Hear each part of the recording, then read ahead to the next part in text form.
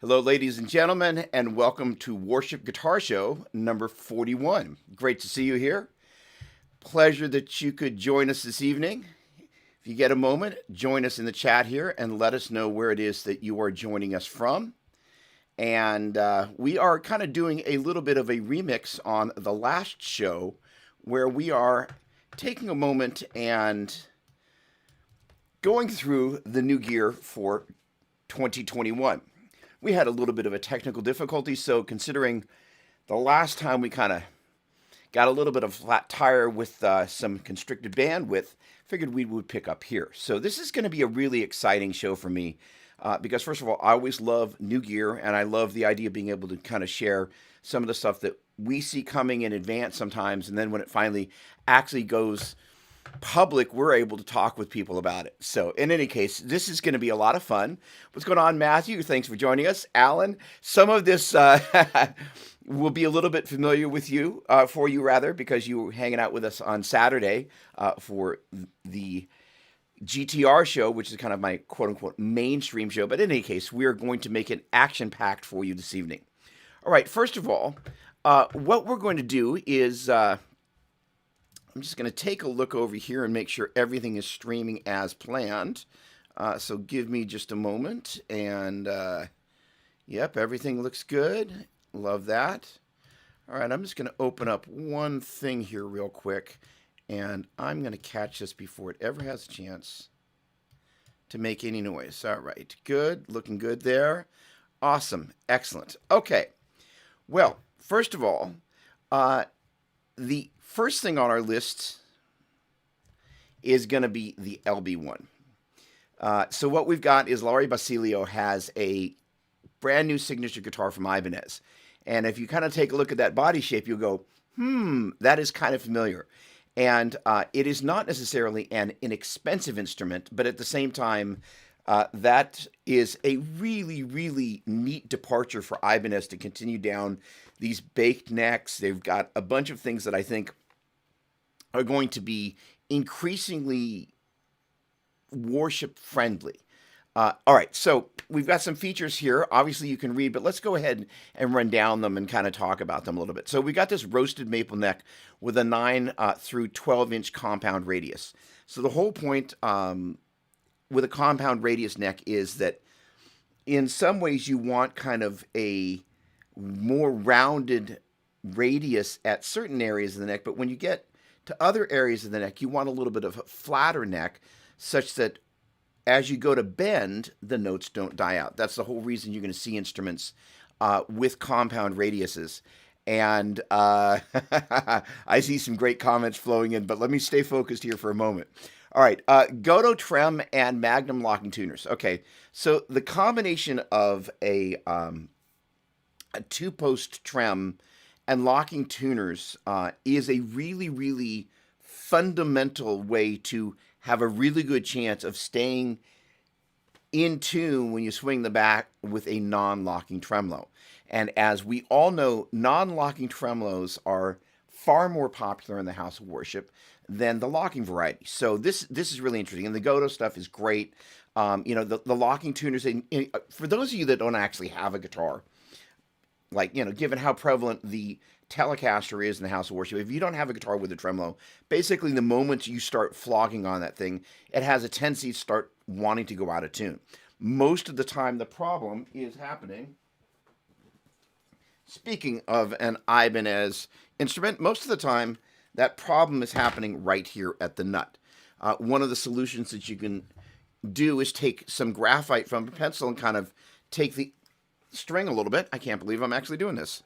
You slack the string, then you kind of bring the string up off the nut there, and then you just kind of run the pencil there, not only on the bottom side of the string, but on the top side, and then you also kind of put a little bit in the channel of the nut there, and then you just tighten that back down. But the end result is that you have done something to kind of combat the fact that more often than not, if there's any place that the string's going to get caught, it's going to be there.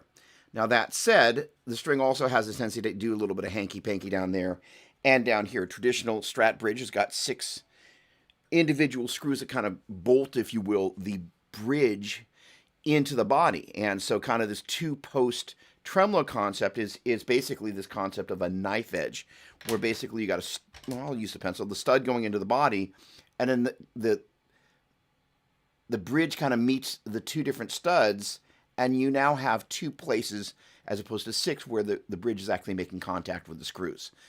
So in theory, that combination of those things goes a long way. The locking tuner's ginormous. So the kind of the three of those things together is a really great way to have a hope of staying in tune if you're going to use a tremolo. Again, because of the telly-like shape of this thing, I think you can bring an Ibanez onto the platform in a house of worship, and people aren't going to go, "Oh, the shredder guitar has appeared," right? Or like, "Wasn't that last night?" In any case, I think this is a gorgeous guitar, and I love the gold hardware. The other interesting thing is these baked maple necks are very much all the rage right now, and they are more stable because they have had a chance to, if you will, do a little premature aging, and I think they look great. So Ibanez has really done a great job here. The ash body, again, kind of a classic Fendery nod to kind of classic tone woods, if you will. It's a great idea. The Laurie Basilio signature pickup. So signature narrow aperture single coil in the middle and neck, and then wide aperture humbucking pickup. But she's got her own signature pickups, which I think is really, really cool. I think it's interesting that they went for the covers on the neck and the bridge pickup. Certainly looks really, really pretty. I'm trying not to pay attention to the lovely chat. Yes, Laurie is totally amazing. A ridiculous player and a ridiculously strong believer as well. So, in any case, moving right over here back to the features. Now, one of the things about this particular instrument is that it's got this two-way Dynamix alter switch. And basically what that does is it adds a second layer of functionality to the five-way, kind of a traditional Strat pickup selector. In a minute, what we're going to do is we'll hop over to the Sweetwater website and we'll take a look at that. But I really kind of wanted to just go over the key features and then see if anybody had any comments before we drilled a little bit deeper. The 2999.99 is not necessarily an inexpensive instrument, but again, Laurie has been playing expensive instruments for a while. She was with another manufacturer for quite some time. If you're familiar with the T-style instrument that Nigel Hendroff has been seen playing, it would be that brand, and that brand, I guess I'm going to name, would be Sir. So I don't know how happy they necessarily are about this Laurie guitar, but I think the folks at Ibanez are related. I've had a little exchange with Laurie about this, and she's going to probably be coming on to my mainstream show sometime in February, and I've reached out to my friends at Ibanez about getting one of those out here. So first of all, that's all right. First of all, great to see everybody. I am able to see the chat coming in from YouTube, but unless I do what I'm about to do here, I can't do the same thing from Facebook. So let me fix that. And usually what happens is the audio just wants to kick in like that. But in a matter of moments, I should be able to see people. You're not going to be that easy tonight, are you? Come on. I should be able to see people's chat. Come on. Why are you being a little persnickety? All right. Well, we will. All right.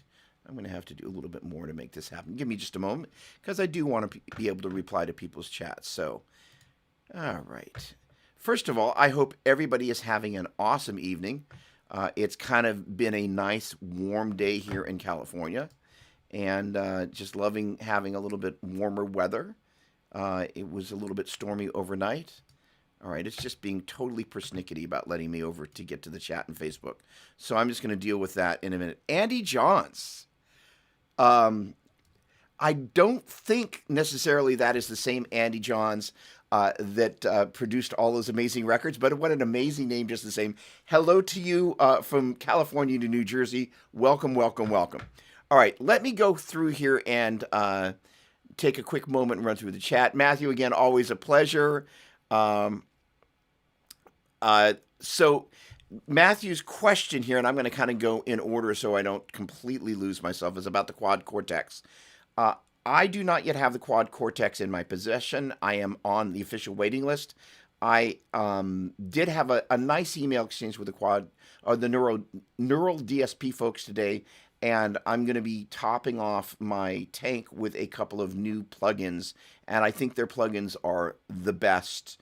Like if you're looking for an all-around, got all the goodies in it, the Corey Wong is great.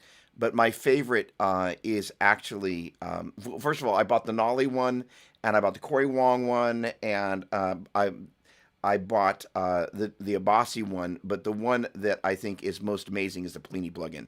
Absolutely unreal. So let me come back to a little bit about what I know about the Quad Cortex as we get to that. But lots of interest there. Yes, Alan, Laurie is is this going to create? No, that's not bad. Is an amazing woman, and she's a full-on believer.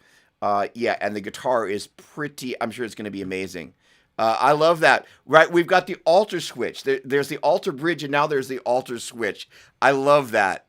That's amazing. And yes, the interesting thing is I'm going to. I will take that bait, but I'm going to come back to it a little bit further on because we are obviously going to talk about the Quad Cortex, and we're going to talk about Helix Stomp XL, which is going to be on its way to me in the next day or so. So it's officially going to be released when I can't tell, but I'm going to have the opportunity to spend some time with it and really get to know it. And we'll talk a little bit more about those features. Not a record producer, but obviously a lover of modeling devices, which is great. Brad, great to see you. Welcome, my friend. I love the way you guys say hello. I knew you would say that. All right, so that said, let's take a quick moment and head over to the Sweetwater website here. And by the way, I'm just going to, with full disclosure, down below in the description there, there should be... There isn't. How did that not get present there? Okay. There is now. There are some affiliate links in case, and let me mute this before, good. Some affiliate links down below in case looking turns into buying. We make a little something on the back end there, but nothing greedy. But in any case, all right. Awesome, awesome. So let me get over to this page here. And let's do a little magic here. There we go. All right. So first of all, you can see that guitar pretty familiar. What I wanted to do was kind of go down through here and get to some of the cool stuff just so we can get into this thing. Now, this is what I really wanted to talk about. And I think what I'm going to do is I'm going to zoom in a little bit. And I know that this image is a little bit out of focus. But what I wanted to talk about was the multifunction 5-way switch with this kind of little altar switch. So up above is kind of in, if you will, traditional 5-way switch. And I don't think you're going to be, yes, you can see my mouse. So all the way up, which I call the number 5 position, just the neck. Number 4 position, neck and middle. Middle position, just the middle. Number 2 position, the neckmost coil of the bridge pickup, and the middle coil, or I should say middle pickup, and then all the way down in the bridge, just the bridge. Now, then you get to the secondary function with the altar switch, which I think is genius, which then gives you the neck and middle pickup. Then you get the outmost coils on the number 4 pickup selection. You then get all 3 pickups on the middle position, the neckmost coil of the bridge pickup on the number 2 position, and then just like in the other mode, when you're all the way in the bridge, you get all the goodness from the humbucker in the bridge. I think that is a really, really smart design, and I'm excited to get my hands on one of these. Again, we talked about the ash body. Roasted maple, I think, is great. So what I didn't mention is that it is 22 frets. So that's pretty straightforward. But the other thing is that the stainless steel deal. Let me come back to you for a quick moment. Let's go here. So this stainless steel fret thing, like, traditional fret wire is not stainless steel. And as I understand it, and I have one guitar here, the Andy Timmons guitar, that I've not had a chance to play much. It's the only guitar that I've got that's got stainless steel fret wire. It's supposed to last better. And, one of the things is that as your instrument gets older, you start to do one of a couple of things, just wear grooves or actually start to pit depending on how you fret. Like if you look at an acoustic guitar that's been played a lot, the frets have a tendency to pit because obviously you're not doing a lot of bends and vibrato with bends and so on and so forth. So the thing about the stainless steel, as I understand, it's got much better life. And the thing about, guitars, like I remember Steve Morse talking about kind of the Telecaster with the Strat neck that he played for so many years, that he had done like 5 refrets. And after a while, the fingerboard starts to get a little annoyed about having the frets pulled out of there. So I think this is probably a really good thing for us to be seeing with these instruments moving forward. So I, for one, am excited about that. I'm also going to bring up my input a little bit. Testing 1, 2. There we go. All right. Now, let me see if there are any other features here that I want to go over. I think those are the main deal. There's one last thing I do want to talk about. There we go. All right, switching back over to Laurie. So this is a really interesting thing, is the strings. The concept of going 10 through 46. The idea of a 10 through 46 is, that means, and most of the time when I get an instrument, I always want to know, first of all, what brand of strings that are on there, because there is some variation in the brands. And then also what the exact gauge is that's on there. And I love the fact that Sweetwater puts that on there, because then if you go to replace the strings, you at least know what was on there. Even if you want to go lighter, you know that you're going to potentially have to make an adjustment to the claw that's kind of on the back side of that tremolo. There we go, claw right there. And so if for example this guitar had 10s on it, which it doesn't, these are 9s, I would probably know that I would need to pull the claw in further towards the neck there to compensate for how much additional tension those 10s would put on the strings. Again, that is for the tele/tremolo non-inducted. All right, let's see here. Moving on to our next guitar, the Mark Lettieri Fiore. This is a really exciting guitar.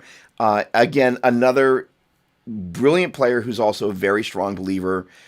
He plays on a bunch of Christian records with a bunch of Christian artists, and obviously he is also the guitar player in Grammy-winning funk, groove, you name it, they do it, Snarky Puppy. And he's an exceptionally nice guy, unbelievably talented, and also super humble. Grew up in the San Francisco Bay Area, in case you didn't know that. Now resides in Texas, but he does a bunch of stuff in the house of worship, and he's brilliant. So let's first of all run through these key features. Bolt-on neck. I didn't mention that about the Laurie guitar, but again, this is kind of a classic. Again, if you come from the Gibson family, like, what's the deal with this bolt-on business anyway? Honestly, I think Leo Fender just decided it would be a lot less expensive to actually just have a neck milled, crafted by somebody over in this part of the warehouse, and somebody else is over there making the bodies, and then somebody gets the two of them and slaps them together. As it turned out, it actually sounds and feels really cool. But it probably, for some people, was highly, not just innovative, but offensive. Because if you take a look at the most popular instruments of the day, the Gibsons and the Epiphones, the vast, vast, vast majority of acoustic and electric instruments were set necks. And so this whole concept of the bolt-on thing is an interesting departure. Now, the other thing that's an interesting departure is that this is a PRS guitar, and PRSs have been infamously, amongst other things, including this 25.5-inch scale, they've been set necks. So this is really cool. The other thing is that this concept maple fingerboard on a maple neck is also pretty un-PRS-y. So I think this is going to be really cool. So it's got a set, if you will, 10-inch radius, which means that it's going to be pretty consistent in terms of the feel of the fingerboard as you move up and down the neck. Swamp ash body. Again, this concept of this 2-point tremolo, such that in theory that tremolo sits and doesn't go out of tune. I found it very interesting that the tuners, and in a moment we'll jump over to, there's some good stuff having down here in the chat. The interesting thing on the tuners, and we'll show them on the PRS page, is they are not locking tuners, and they actually really look like vintage kind of Fender Kluson type of tuners. And I'm kind of curious to speak with Mr. Lettieri as to why they went with those, because he is a guy that does use the trem. He does kind of some little Holdsworthy kind of dippy things with the trem, as well as some lovely. He does a thing with chords and chorus where he'll play the guitar and he'll use the tremolo arm, and it sounds like vocalists singing in harmony with this lovely kind of gospel vibrato. It is very unique, and I've only heard him do it. It's really cool. Kind of reminiscent of Adrian Belew, for those of us that are King Crimson fans. The way Belew just did things that you're like, wow, it seems semi-obvious, but obviously not that obvious. So again, signature Fiore pickups. This is a big deal. And for those of you that didn't see the PRS stream, and I hope you don't mind my commentary, but I feel like commentarying. Mark was the guy immediately before John Mayer. Like, first of all, a believer is the warm pack for Mayer, which is awesome. But the other thing is, like, what a statement about, like, here's John Mayer, and here's Mark Lettieri. He's the guy that's going on beforehand. Like, in terms of your stock splitting and going up, and I'm not talking about GameStop here, that's a big deal. So, hats off. I think that's really good. All right. Now, this is the interesting thing. Again, the string thing for me is a big deal because we've got this whole 9 through 44 thing happening. As I mentioned on the other show on Saturday, Alan, love you, bro. He was hanging out. Your traditional string set, as the vast majority of you probably know, is 9 through 42 or 9 through 46 or 10 through 46. So kind of the 9 through 46 is a light top, heavy bottom. The interesting thing is a 9 through 44 is kind of a custom gauge. Now, there's a downside to a custom gauge. As you walk into your average music store, you may not find the immediate replacement strings that you need, which is why a 9 through 42 or a 9 through 46 or a 10 through 46 is kind of is a good way to go. But obviously, Mark being Mark, he can have whatever he needs sent to him in multiples. All right, now there's another thing that I haven't had a chance to find out more about, but it's basically got 1 times volume, 2 times tone, and then a push-pull configuration. What I don't know is exactly where that push-pull configuration is and exactly what it does. I do remember he actually did talk about in the live stream that there is some splitting on the bridge position pickup, which is a humbucker. And again, both of these are HSS, which I didn't actually make in the notes here. But in a moment, we'll actually get over this. So hang on a second. Let me just jump in. Actually, let me just head over here. And there we go. And then before we finish up on Mark, I will make sure we jump back into the chat. So let's do this. Okay. First of all, it's available in a trio of finishes. So there's the black, iris. So that's interesting. So I don't know if you guys have ever seen an iris that kind of has this multi-glow thing when you kind of look at it, but that's kind of cool. So it's almost dual color. PRS is kind of going off on this. And then there is this sugar moon. Now, getting back to this guy right here, again, there is and I apologize for the strange little overlay here you're getting, but if you look at kind of where my mouse is, that 2-post bridge is a really good feature for doing this. The other thing is this neck axis here. I really like this. PRS has been doing these knobs for a while. If I'm totally honest, I really don't like the way those knobs look. But that's just me. I like the fact that pickup selector is nice and big. Or I should say the little thingy on there, the tip. But this whole thing, I thought it was interesting. Mark's mom designed the little flower there. I think his daughter named it Flower, and then Flower in Italian is Fiore. Let's see if there's anything else here that jumps out. Bone nut. So again, that whole thing about the 2-point steel trem. So steel means that puppy ain't going to etch. So let me jump back over here for just a moment. So here's the thing about tremolos is that in addition to kind of having this whole knife edge thing, what will happen is as that, you can kind of take a look, if you will, that little spot right there, that little web spot there. Let's imagine that's the edge of the bridge. And then it meets the post. what ends up happening is because of the pressure you put on there as you gently massage the whammy bar, what starts to happen is where it's a single point, it starts to flatten out and turn into two. And so the guitar starts to develop two different spots where the tremolo will potentially come to rest at. And so because of that, having a steel bridge there is a big deal, because it means that in theory that sucker's not going to want to kind of get indented like that, which is big. All right. Anything else interesting here about this 5-way pickup selector? Again, so this is the other thing that I like. They've put that they are PRS strings on there, which I think is quite cool. All right, heading back over here, I'm going to jump into the chat.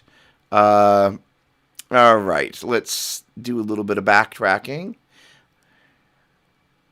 Okay, let me make sure I don't miss anything. Sometimes the chat jumps up. Okay. Oh, there we go. Okay, good. I guess Matthew had to jump. Hope whatever you're jumping to is good. Oh, wow. So, Brad, so I may have got something from Sweetwater delivered yesterday. I had just got rid of both my PRS guitars for the Strat in my Avatar. Well, can't be without a PRS, so I got this. The Zach Myers. Dude, Brad, way to go. That is, hold on. All right, so the Zach Myers guitar, I'll take that bait, is one of the prettiest finishes I have ever seen. They call it something. Oh, hold on. Oh, have they changed this from the green to the blue? Hang on a second. Hold on, Zach. So the first Zach Myers that I played was this lovely. Oh, okay. Wow, that's gorgeous. I must admit I'm going to miss the green, but wow. So there it is. Look at that. Got a little violin cut there. I love that little feature there where you're seeing the body wood there kind of poking through. Just that looks ever so Gibson-y. I'll say it. But what a beautiful guitar. Congratulations. And take a look at, hold on, there we go. Look at the headstock. I'm a big sucker for matching headstocks. The other thing that's really cool about this is they've gone with this beautiful kind of book, I think they call it, is it match? No, it's book-ended, I think is the term, flame maple. But I love that they've mirrored that with the headstock. Bruce and I took a trip, that is to say, Bruce Adolph, the publisher of Worship Musician, and I took a trip to Experience PRS, and they have a thing. And by the way, if you've never gone and are remotely curious about going and can go, I'm 99% positive it's just open to the public. There may be some sort of fee to go, but what's great about it is you get a chance to be immersed in this amazing event. And Bruce and I, one of the things that you can do is you can take a piece of maple, and then you can kind of choose what finish you're going to finish it with. So it's really cool. So we kind of did this. I think Bruce did, and I think I was wandering around taking pictures. But we had a chance to basically create that same thing that you've got up there on the headstock with a little piece of wood. I think that's probably some sort of laminate on there, but it's still a really wonderful feature. All right, jumping back over into the wonderful land of chat. That's so funny, commenting on the loopy strings. That's great, Brad, congratulations. The Zach Meyer that I played, I think was kind of,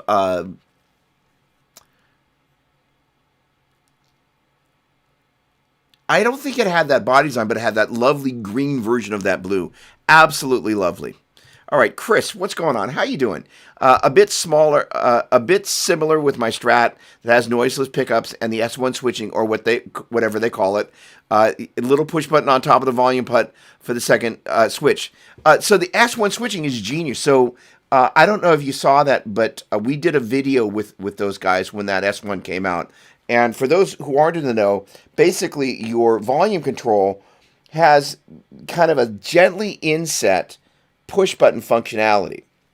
What's neat about that is, in theory, you know, if you kind of think you're down here by the body here, and you can literally kind of get it, and you can still be playing and just kind of get it with your pinky, and it just gently pushes in, and it adds a whole other layer of functionality. Great feature. The claw chooses who will stay and who will go. Amen to that. Awesome. Yeah, I think that's going to be a great guitar. We have fortunately a great relationship with PRS. So I actually sent an email this morning, just kind of going, wanted to be the nice version of the squeaky wheel, but I can't wait to get my hands on it. So in theory, sometime around mid-February, we should have something to work with.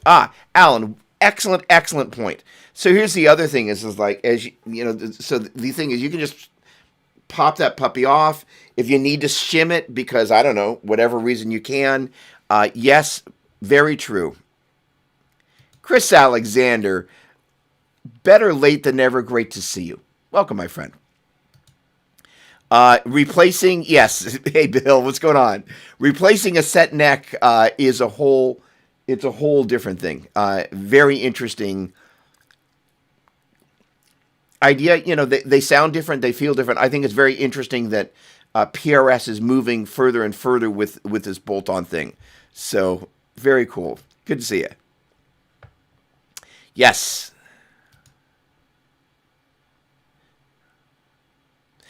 You know, the other thing is, Chris, there was a Brent Mason guitar that was the signature guitar previous to his recent Fender offering, which we've got here, which we'll be reviewing in this upcoming issue. But that guitar had a lot of similarity and actually was a great instrument. Brent Mason, obviously a ridiculous player and also another believer. But it was kind of a very stratty kind of non-traditional Brent Mason. Obviously, the Fender Brent Mason instrument is a almost said super strat, but super telly, right? With a 3 narrow aperture pickup set into a Telecaster body. Great instrument. And yes, I would say the Silver Sky thing is here. The other thing is I had a student who had a guitar that preceded the Brent Mason one, even, and obviously before the Silver Sky, that also had that body design. So Paul has been messing around with that for a minute. And, you know, just for conversation, since I'm conversing, Paul is a giant Jimi Hendrix iconic sound fan. So just because he, you know, builds guitars that compete with Fender in the marketplace, though I won't speak for him, my guess is he has a profound respect for Leo Fender's work. And obviously he spent a lot of time and energy bringing that element into his line. And, you know, honestly, you know, if you were PRS, that takes a lot of gamble to just kind of go, you know, we've been this 25.5-inch scale company that, you know, everything's set neck. We do what we do. But then you also kind of take a look at the instruments that have increasingly become more Gibson-esque, and you can see that very clearly he is inspired by these lovely bursts, these instruments that have defined rock and roll. And, you know, the neat thing, I was visiting with a guy, picked up an amp this past weekend, who had no less than 10 very high-end PRSs, and of course, I grabbed the EVH guitar, but obviously not a PRS, beautiful Charvel. But the interesting thing is just watching the evolution of the instruments from the traditional PRS thing to a more diverse line, which I think, first of all, is smart, but also exciting. All right. There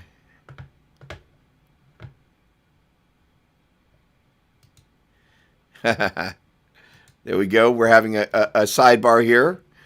There we go. Awesome. All right. I'm going to kind of fast forward through here. There we go. The Tramp is green. There we go. Yeah, that was the call. I love that. I was like, if somebody said, what are your top 5 favorite finishes? Not that that blue wasn't. That was one of my favorite. What's going on, Federa 4? All right. Good. What I'm going to do is I'm going to read without clicking. Okay, good. And let's see if the Facebook clickery is going to be friendly to me. All right, hold on. Let me try this thing.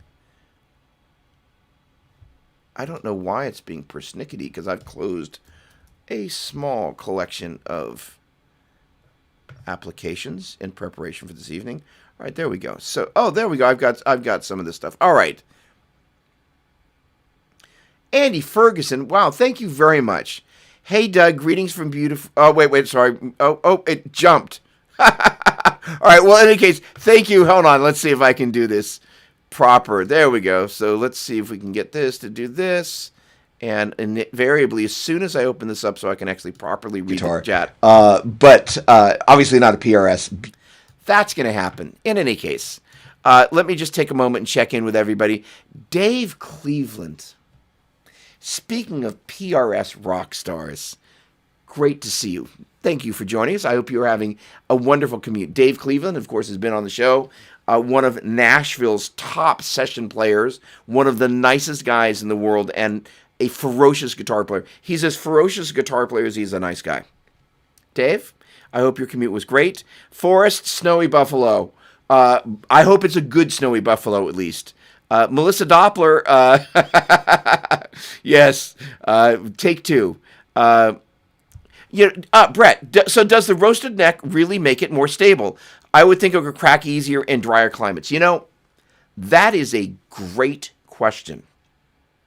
So I will do a little bit of research because the whole thing about, as I understand about the roasted maple, and the first roasted maple neck I ever saw was actually on a Sur. And it was one of those. So here's my guitar rule, and this is not a popular guitar rule in many households, but my guitar rule is when you find a guitar that you're like, wow, and then 24 hours later you're like, still wow, if you can buy it. So that guitar I wish I'd bought. The thing is that in those days especially, I really was like, am I going to spend $3,000 on a guitar? Because I could buy like 4 or 5 other guitars. And at that point, I wasn't really quite so sure that I really wanted to spend that kind of cash on a single guitar. But I regret not buying it. It was kind of this frosted green, not kind of like with some weird frost on it, but it was kind of like, it was like seafoam green, but with a little bit more, if you will, vanilla mixed in. But it had a roasted maple neck on it, and it was a fabulous guitar. I wish I'd bought that instrument. But so the thing is that ideally what they do with it is they have, it's the exact opposite of what you are thinking out loud. And Brett, you're a study guy, so I'm not calling you out other than saying this. Is there's a lot of logic. If you flash bake this thing, what's going to happen? Does it become fragile? But the other part of it is if you think about what happens to your average neck as it dries out in a varied range of climates, it makes it more inclined to respond to the climate as opposed to like, here is this neck that has been prepared, and I think it's going to be much better off in different climates. But that's a great question. Andy, thank you very much. Your videos are one of my favorite things on Facebook. That is a very kind compliment, and I thank you very much. Thank you. Awesome. Jeremy, greetings from beautiful Greenville, North Carolina. My friend, right back at you. Welcome, welcome, welcome. Okay, Brett, hold on. There we go. And it's jumping a little here. Maybe all the troubles there are with the dual platform. Maybe trying to stick to just one.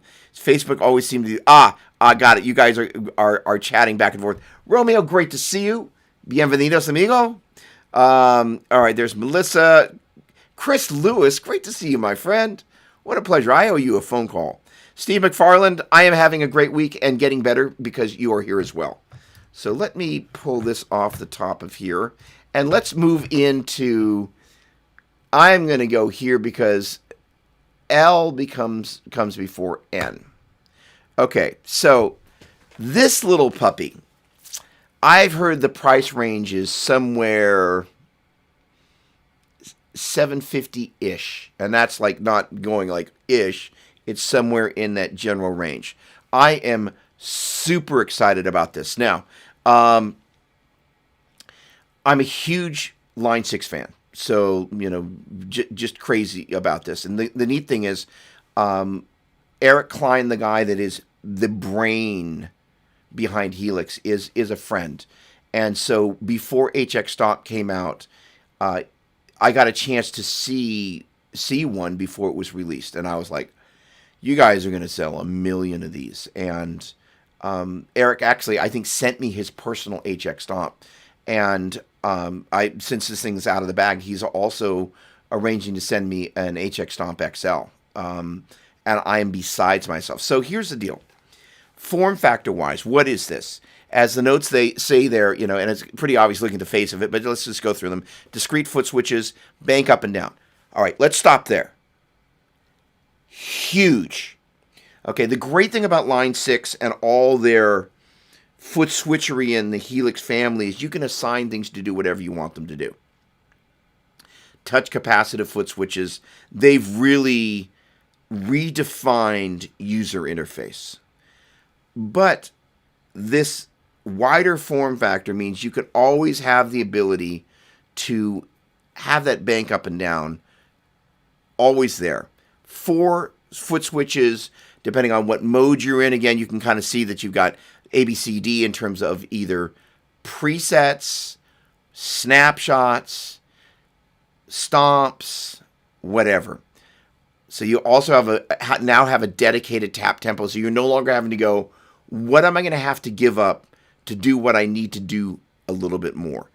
I absolutely love that. So basically, looking at the face of this, bank up and down stays in that mode. A, B, C, D, I'm going to assign to individual snapshots. But the other thing is they up and down there, you could also assign that to preset up and down. So if you know exactly what you're doing, most of the time, 2 presets with 4 snapshots each is going to get a lot of done what you need to do. Then you can also assign mode to then toggle in between stomp box mode, and then the tap tempo again, natively being able to do that, and then have that for tuner.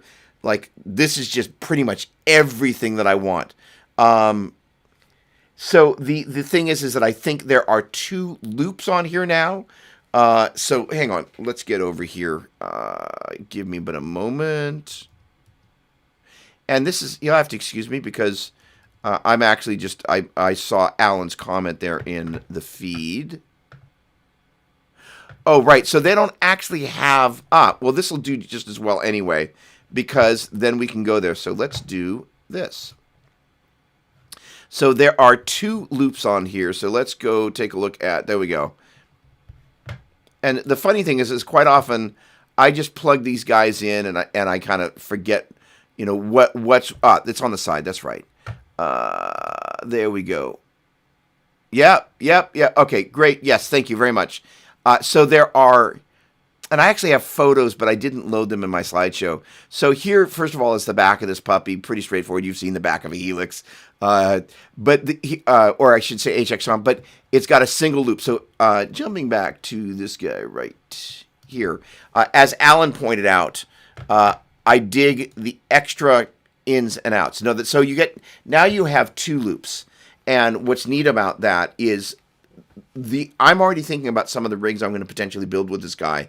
One of the things that, honestly, the conversation that I was having when I was shown this thing before it came out was about, I really love the form factor of Stomp, but to get some of the functionality, I find myself kind of needing to use something like the Morningstar MC6, which, by the way, if you stay with just regular Stomp, I would strongly suggest checking one out. They are phenomenal. Sweetwater does not carry them yet. Not that I have some insider information, but they should, because they're a brilliant controller.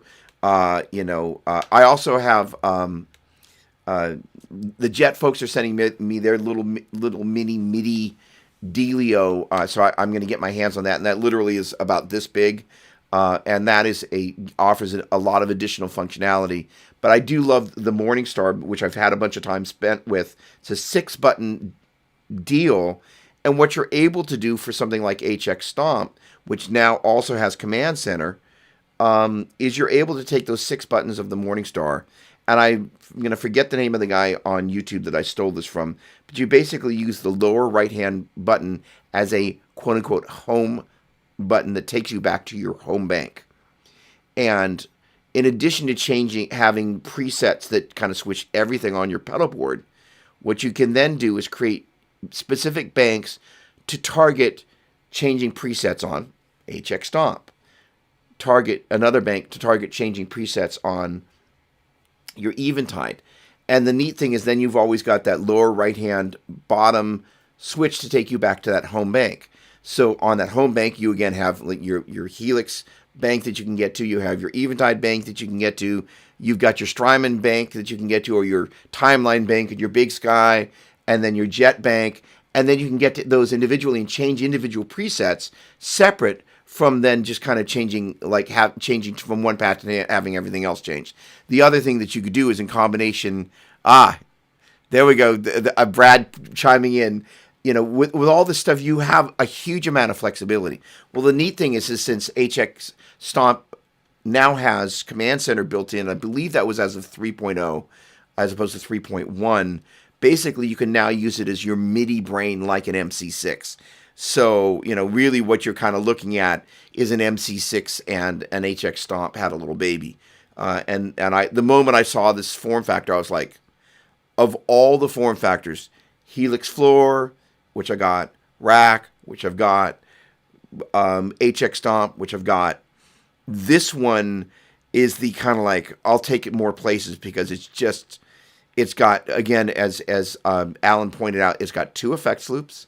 So now you can do stuff. And the other thing about this is that I would be inclined to use this now.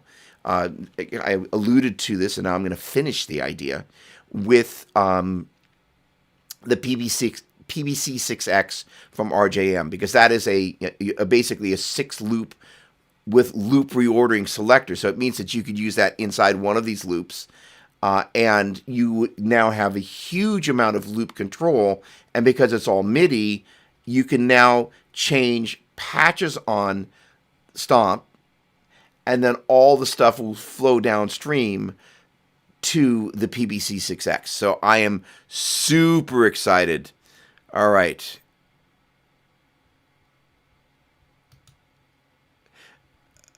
Jason said I think on the home button. It wasn't Jason, but I will find that person and give them credit. Chris, hit me up, and I will work privately on a private channel on that. And yes, it does have a similar orientation to PodGo, which is over there. And I do have PodGo, by the way. Okay. All right. There we go. Command Center and Poly are why I bought the Stomp. There you go. So Command Center. So sorry, for those not in the know who don't speak Line 6ian or Helixian, basically what it is the command center from which you can do all your MIDI implementation. And MIDI is for many a 4-letter word. But just as a brief overview, there are 3 main types of things you want to do with MIDI. You've got this box over here, and you want to say, hey, you over there, so I don't have to step on 2 or 3 things at the same time. When I change patches here, you're changing patches over there. Program change, PC. Then there are CC messages, which say, hey, when I press this button here, maybe something turns on or off inside this other device. So say, for example, I've got a timeline, and I've got modulation on the delay there. I can choose through a CC message to have that modulation maybe just turn on or off via a little foot switch. Or I can then do deeper types of things where I can say, inside the delay there, I want to have multiple things happen. And, so the idea is it's as simple as a patch change.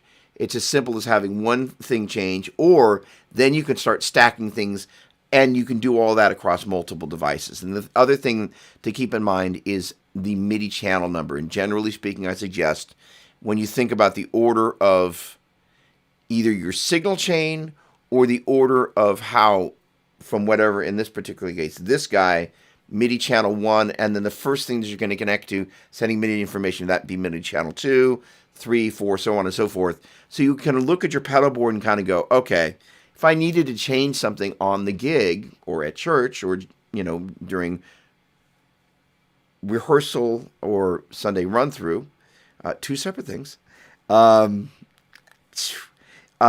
you could immediately know which device you need to make that change on without having to go, oh. The other thing about this is you start working with MIDI, it's a great idea to just have a piece of paper handy. Oh, let's see if I can do this without breaking anything. And actually just be able to, no, don't fall. Just be able to map this stuff out. Anytime you're building a pedal board, and I think you guys already know to do this, but Map this stuff out. Okay, all right. I sold my LT and bought the Go and Stomp. Wow, I love that. Hey, what's going on, Henry? How you doing, man?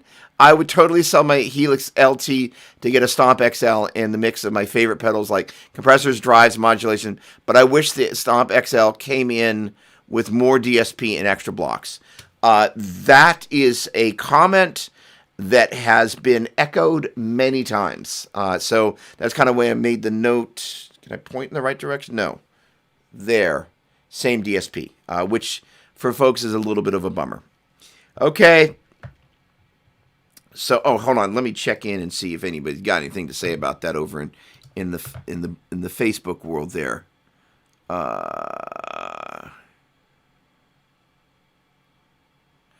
talking about carbon fiber guitars. There we go. Chris Lewis. I would think it's a little bit like tempering glass. Thank you. I think that is, there we go. And then Steve McFarland. Awesome. Thanks, man. Roasted maple should experience less expansion contraction than a green piece of wood. Sealing the neck should keep most of the moisture from moving in and out. The more aged and dry the wood, the more stable it should be. And this is the thing. You made a really good point there. And let me switch my look to that. There we go. Is that manufacturers are generally getting a lot better these days, but one of the challenges is that sometimes they send wood out that was never really ready to be put on a guitar neck, and it warps, and there's issues. And just because it's got a truss rod doesn't mean it doesn't twist and do strange things. So, this is honestly, I feel like sometimes I unfairly beat up on instruments that are manufactured in China versus instruments that are manufactured in Indonesia. But I think I've never played, and this is a really funny thing to say, I've never played an instrument that was crafted in Indonesia that I didn't go, wow, for the money, this is a great guitar, bass. So when I review something from Squier, I will always ask for only stuff that's done in Indonesia, and it's always amazing. There's a bass kind of right around the corner that's like $400. I think we were talking about this before, but it's just like the quality. It's just the quality for the value it's the best value of any instrument on the planet is the instruments that I played that are made in Malaysia. There, yeah. All right, hey, okay, I've got Bruce Adolph. Hang on a second. What do you think? Doug will be reviewing the LR Bags voice print. Yes, who was asking about that? Okay, great. Oh, okay. That's bait I will chomp on.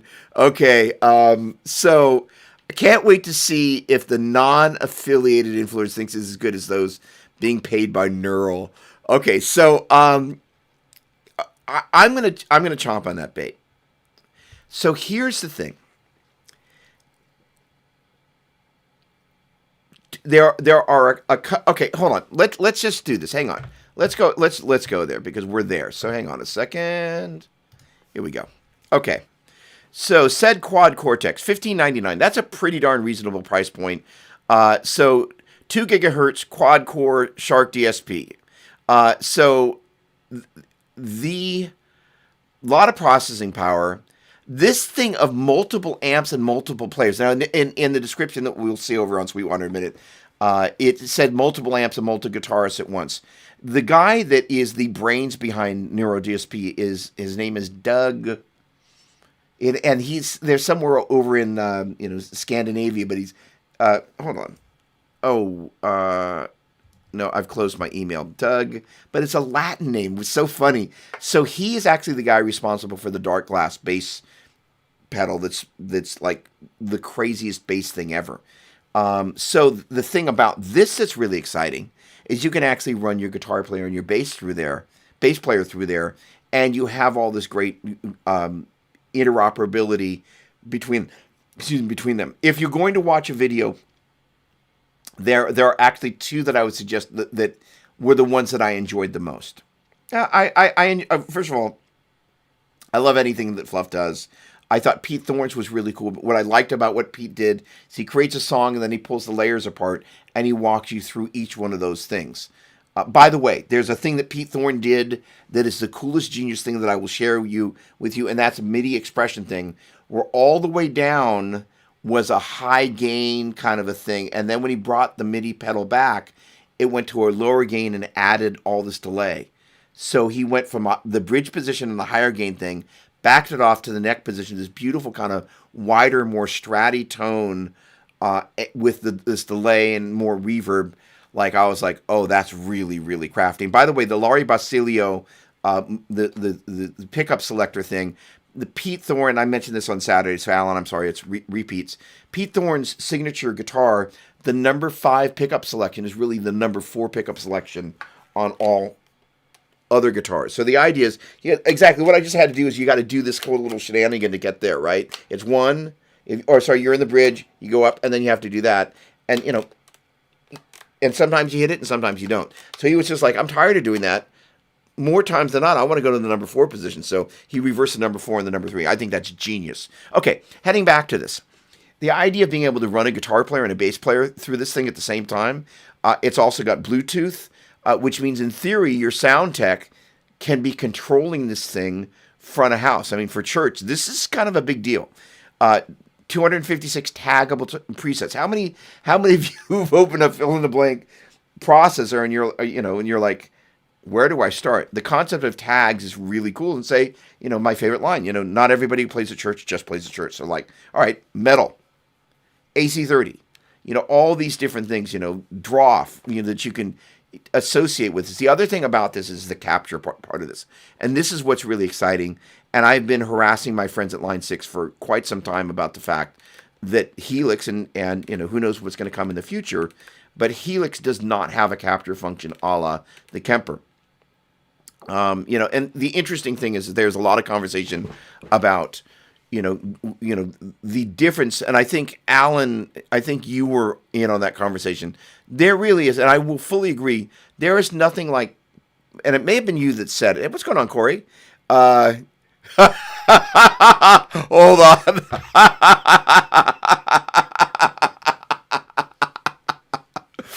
Oh boy, Corey, you stole the show there, my friend. Oh, that's so funny. We are going to refer them as technical artists, but it depends on who it is. So, but that was, oh boy. All right, that's so hilarious that I completely forgot what I was saying, which is embarrassing but hilarious at the same time. So let's say for example, there's just a little bit too much reverb or something, and again, maybe the guitar player is the MD and is just like, hey, can you bring my delay down to something? It's nice to be able to do that. Okay. Henry, give me a moment. I will come back to you. So give me a moment to just kind of run through this business here. All right. So the 3 modes of operation. Hey, no surprise. Oop, I didn't indent preset mode. Stop mode, scene mode, preset mode. Okay. That's what I was talking about was the capture thing. So we were talking on Saturday. It might have been Alan. There's nothing like plugging your guitar straight into a tube amp. Like there's something that really is. You're connecting into something that is intangible. What happens with tubes is they live, they breathe, they expand, they contract. Sometimes they're friendly and sometimes they're not as friendly. Plug into a tweed amplifier and don't turn it up very much, and you got to work for every penny that's going to give you. But once you learn how to be super tight in your time, you begin to appreciate the beauty of what a tweed amp will bring. And then once you kind of go, oh, it's a very fast transit response. That is to say, you hit it, it doesn't kind of go, it goes bang. But once you get there and a Telecaster into a tweed, my buddy Scott House loaned me his Telecaster, beautiful Fender Tele with a Bigsby. And I was like, oh. And once I kind of got comfortable with that, I was like, oh, this is amazing. So getting back to this tube amp thing, the fact that these guys have so much capture in there and you can capture stomp boxes, I think it's going to be a big, big, big, big, big deal. And I'm really excited. So let me answer your question, Henry, because that's a great one.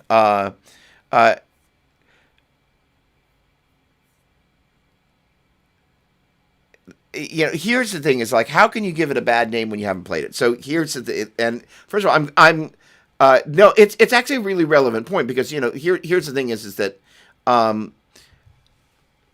it is very metal, and the thing is, I think the best guitar plugin I've ever played is the Plini plugin from Neural DSP, and you can, by the way, you can download it for a 14-day free trial, and it's not cheap, like really not cheap.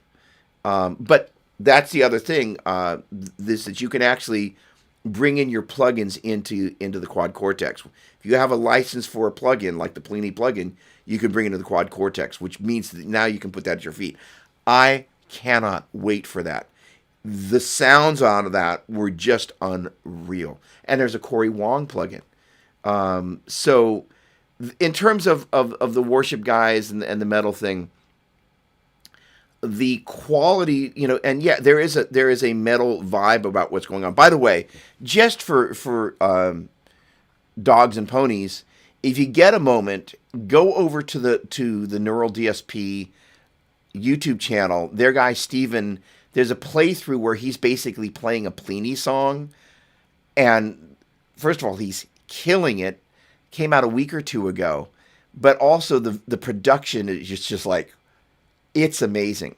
So when you listen to the fidelity of what they're doing, they really understand hi-fi, and I think this thing hasn't started shipping yet. You are seeing some influencers out there with it, but I some of the stuff that I've heard is just flooring. So Pete Thorne's was really cool. Sorry, I went down the rabbit trail with the expression thing, but I was like, oh, that's really cool. And then I got to the pickup selector. Rhett Schulz was really the one that actually got me to actually pull the trigger and jump in line. Who knows when I'm going to get this thing, but I was like, all right, fine, I'm in. Rhett is really, really cool, and he actually goes through the capture process, and he just kind of, he takes a very clinical approach, talking about what he likes and what he doesn't like. And I'm going to actually get to one of the features. The knobs there, in the same way that the Helix family's kind of got this touch capacitive foot switch thing, the Quad Cortex, you can use them as push buttons, but they also have a turning function that is associated with different parameters, which I think is really, really cool.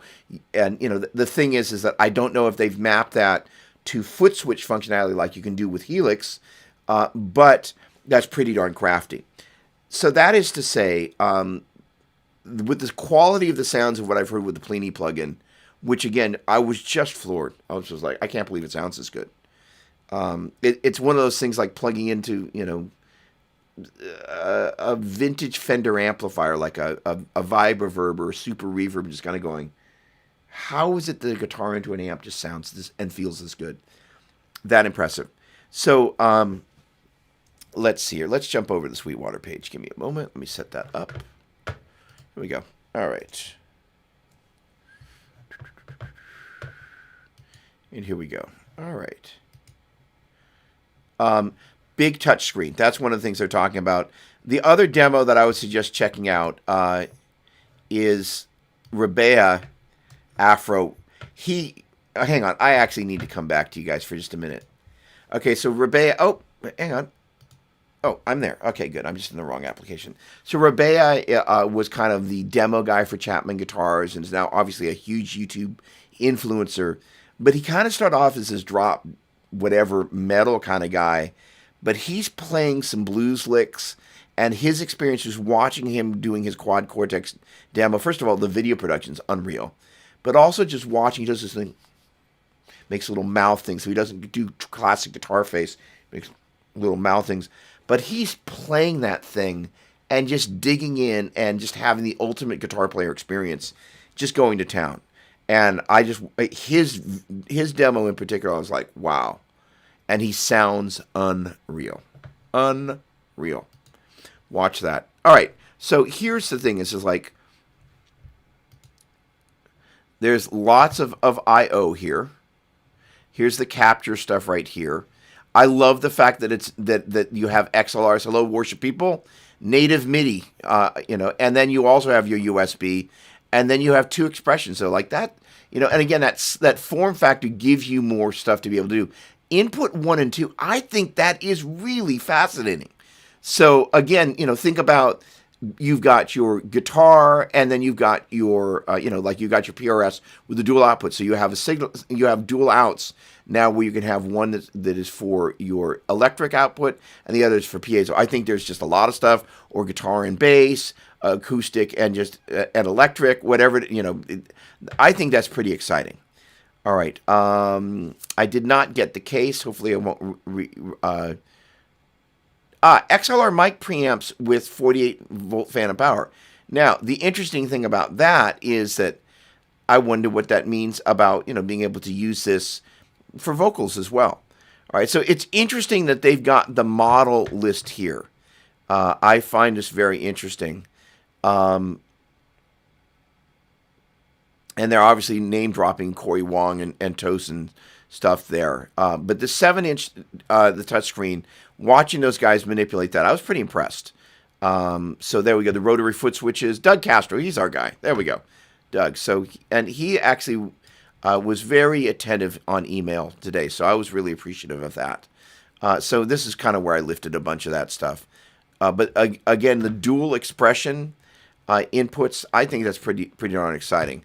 All right, I'm scrolling. You guys can make your way over there. But like look at the inner guts of that. That, you must admit, that is pretty plush looking. So let's hope. Now, this is an interesting thing. Now, what you're seeing right here is this Wi-Fi connection. So what I've heard is that as of right now, there is not an active deep editor like Line 6 does so incredibly well. But give them time. They invariably are going to get there. And the other thing that they've got, is there a photo of this? So there's a guy named Miko who's I would say he's a friend of mine. He's actually the guy that introduced me to these guys. I wonder if I could scrub this timeline. Hang on.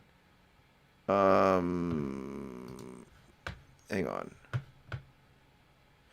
All right. Yeah, there we go. Let's see if I can get here.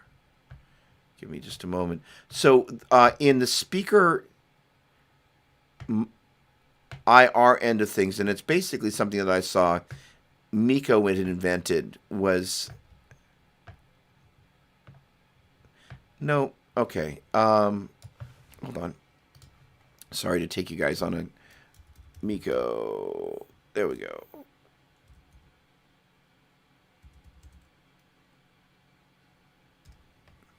I want to show you here. There we go. So if you take a look at that interface right there,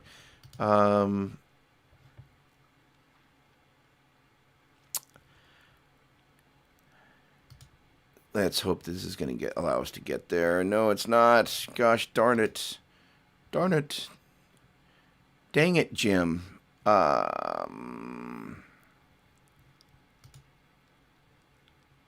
It's not going to let us do it. All right. Gosh darn it. He's got this ability where you've got this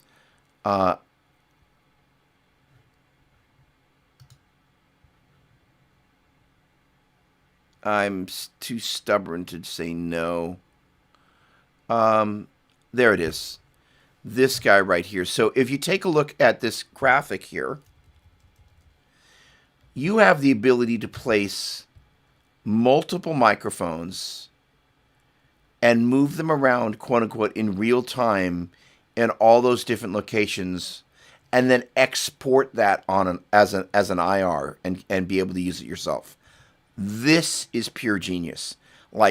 And so you can have all of these as different mics. It's classic 121-57 combination. Set it exactly where you want it. All the phase stuff is taken care of. You have all these layers, and you've got impedance. So, the deal is that your cabinet may say it's 8 ohms or 16 ohms, but it's constantly changing impedance over the period of time as you're playing up the neck, down the neck, quiet, soft. So the ability to manipulate that, and then in turn have these different mic controls and choose which mics you're going to use, and then export that as an IR. This is the winner. So on the Quad Cortex, it has, I believe, 2 windows like this that you can kind of choose and manipulate a single IR like this. I do not know if Miko worked with them on that, but Miko's just a genius. Okay. Let's see here. Hang on a second. All right. So I'm going to jump back to here. And I like this comment. Corey, man, this thing was cool. I jumped over Jonathan Cordy's channel playing the Plini and was blown away. So Jonathan Cordy, by the way, in case you haven't seen him, is kind of a helixy kind of combination between an ambient worship musician and a fusion, not hyper shredder, but he's really cool. Corey, there goes my budget for the year. Sweetwater will do these 12 months, same as cash, or whatever it is. Hey, what's going on, Rick? Costa in the house, welcome. All right. Doppler Funkalist, I love it. Thank you so much. All right, there we go. Metal Zone. Okay. It's an interesting thing. Okay, so, I think the Kemper got a lot of hate in the beginning too, but look at the number of worship people, Nigel, hello, that have totally embraced the Kemper because they can have all the amps that they want. They don't have to take their tube amp out on the road, and it's all sitting there, digitally. And if, you decide you want to change something, you don't have to go back and move your mic around. I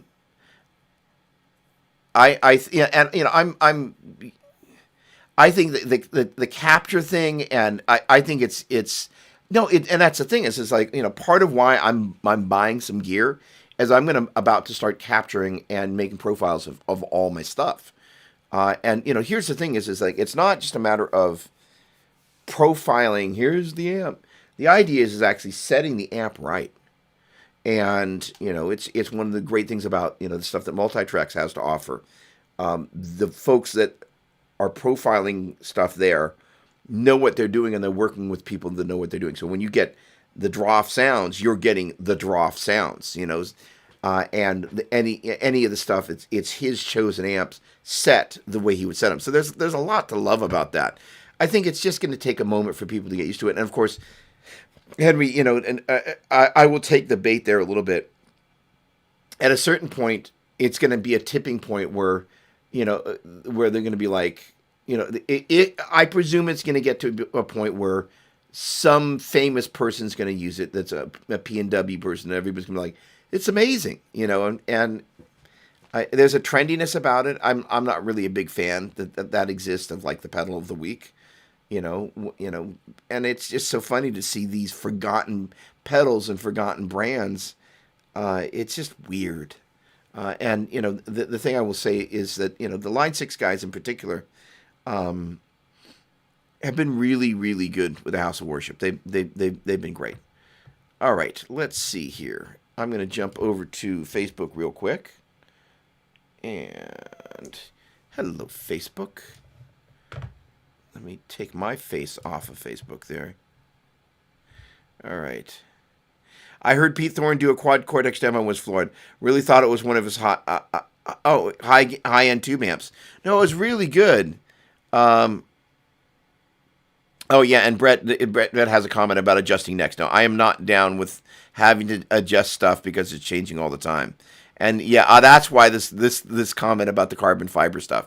No, I think the great thing is we're in a day and age where the technology is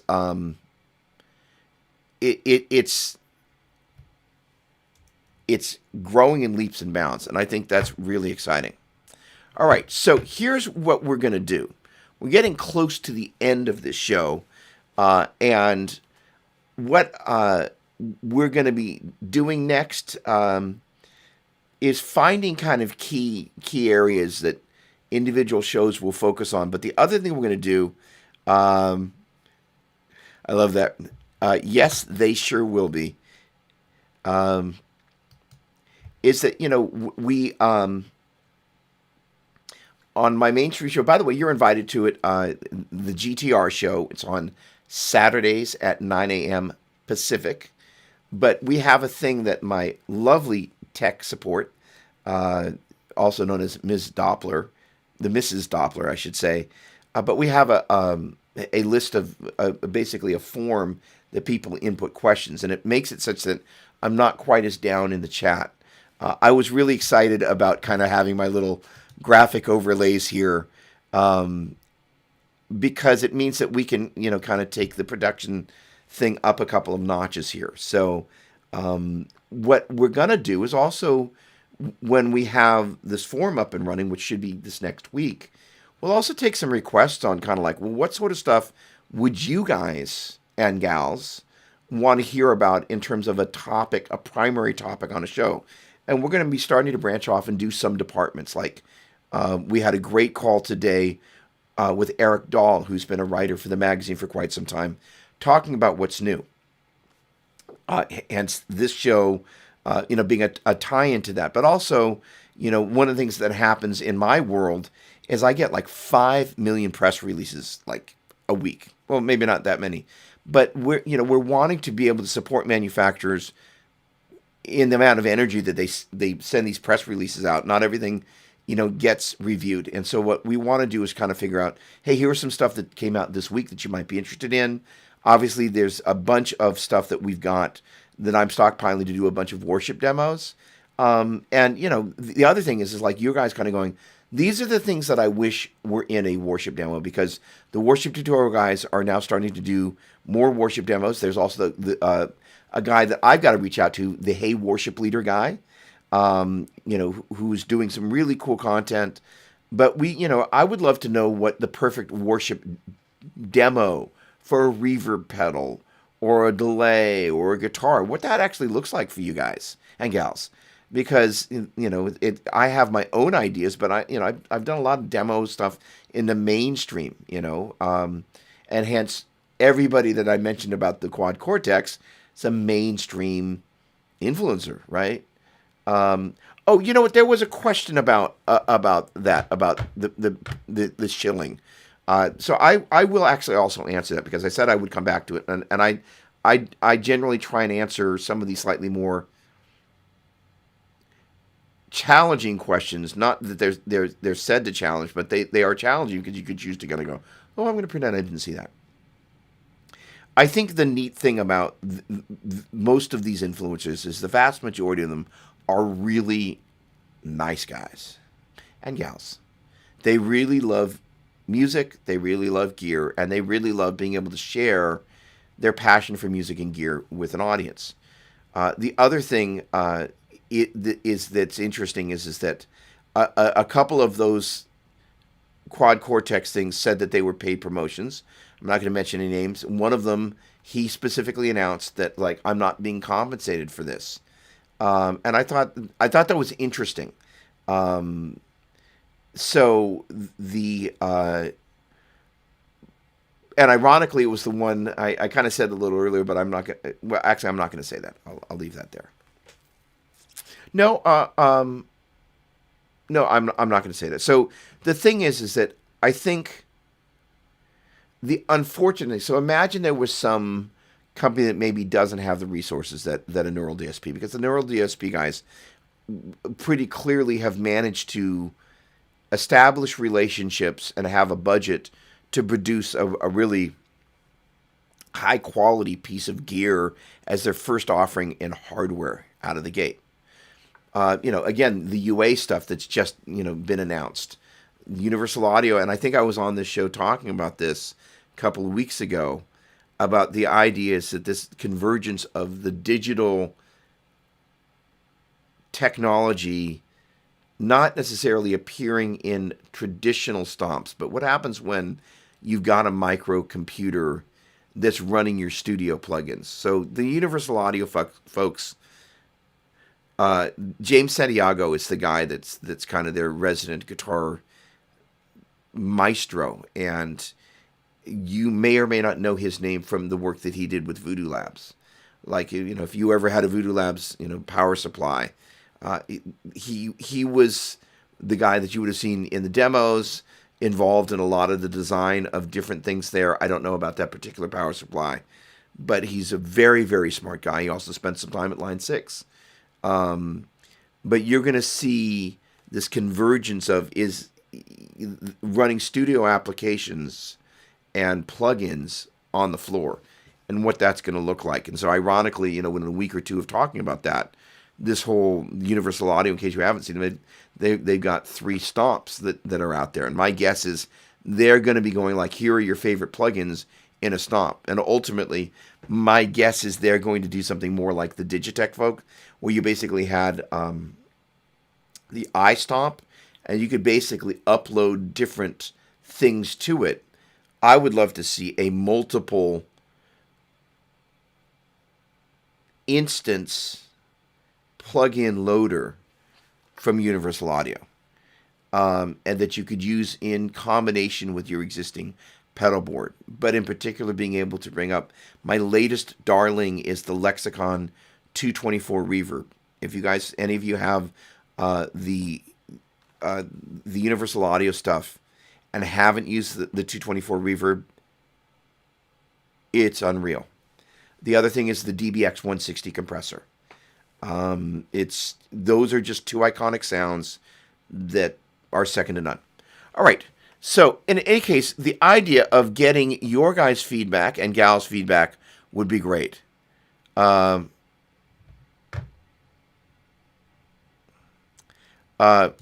Rick, I don't know if I would go anywhere near that far, but regardless, with great pleasure. If we can't support each other, what are we doing, right?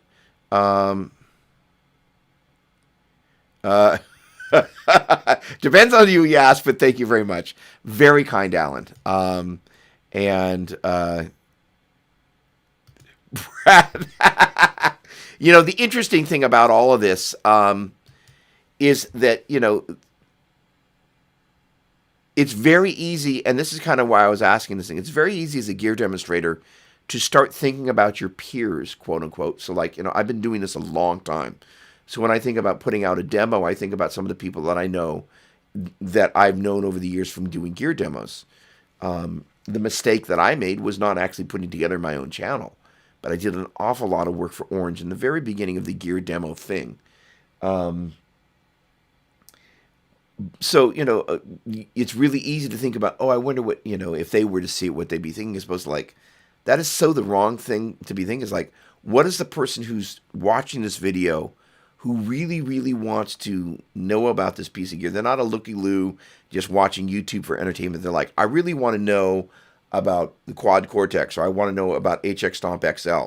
I want to hear you use some of the ways that I would use this in a pedal board. I want to hear you demonstrate it in combination with a PVC 6X, demonstrating now you've taken those 2 loops. You've got one that's maybe, you're throw in whatever drive you want, swap out your analog drive, and then the others for the PVC 6X that, you have all this other stuff that you can bring in there and all that MIDI stuff. Like, what happens when you start dreaming? The other part of this is for folks that aren't comfortable with MIDI, that 4-letter word thing about MIDI, then kind of letting them kind of go, oh, okay, and just showing what it can do and just kind of going, look, it's a lot scarier from afar than when you get up close. It's not going to bite your arm off. You guys are very, very kind. Much love. Let me just check in very, very briefly over here. No, looks like we're doing great. All right. Ladies and gentlemen, really, really, really want to thank you for hanging out. Had a wonderful time this evening. And I look forward to seeing you next week. And until then, I'm going to pray us out. Lord, we live in a time that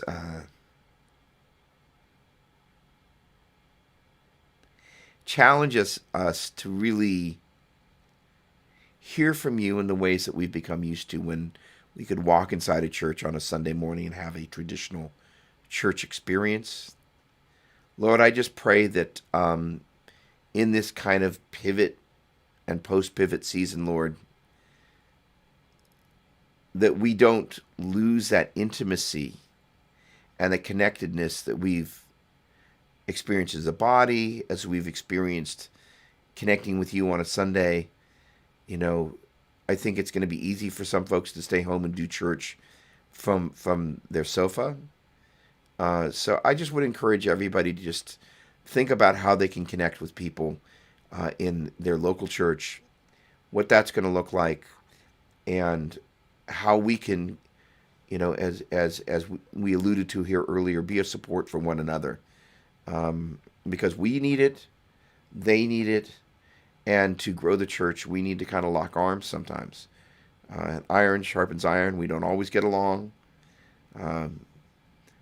but through you, we can do all things. So, Lord, I just pray that anybody that's here tonight that's going through something, Lord, I just pray that you are able to comfort them and bring restoration in the things. Sometimes life, feels like we are losing things and things are taken away.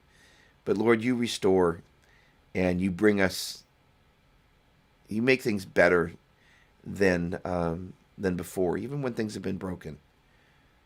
So I just pray if anybody's experiencing a brokenness, Lord, I just pray that you're there to comfort them and remind them of that. And I just give thanks that you have given us the gift of music and the opportunity to come together in fellowship and friendship. It warms my heart to see the friendship and the camaraderie that we experience here, and just the privilege of being able to serve and be part of this community. I am very thankful. This is my small group, I guess, and I am so privileged to be able to do this with these fine gentlemen and women. And so just thank you, Lord. Just gratitude, gratitude, gratitude. And in Jesus' mighty name, we all said, amen. All right. Thank you so much. God bless. Have a great week. Cheers.